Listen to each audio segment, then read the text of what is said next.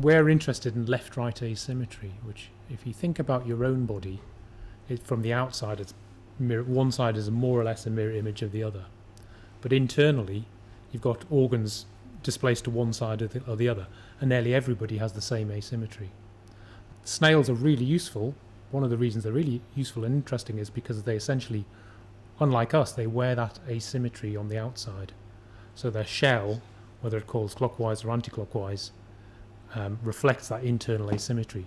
So if you get a really unique or interesting individual that coils them the other way, you can see that immediately and you can begin to work on it. In pond snails, the majority of the shells coil clockwise, but just sometimes they coil anti-clockwise, and we were lucky enough to be given some of the rare, what's called sinistral type, to begin to work on.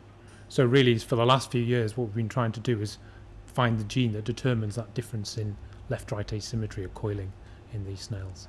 We've actually known for nearly 100 years that it was a single gene that determines these coiling differences in snails, but we haven't known what the gene is.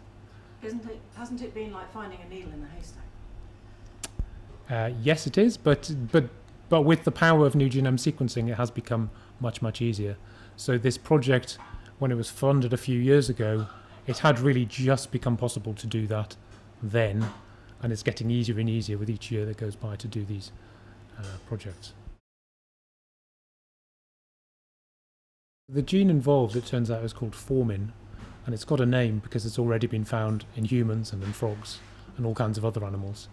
So it's a conserved gene which has a particular function, and so quite a lot is known about that function that's been investigated in other animals. And the gene basically is involved in making the scaffold of a cell.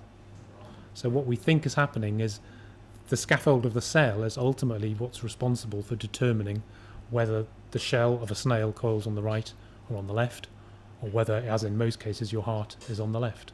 So there's that common principle determining the mechanism for asymmetry in humans, frogs, snails. One of the interesting things is the gene that the variation in this gene in this species makes the rare coiling type their eggs don't hatch very well.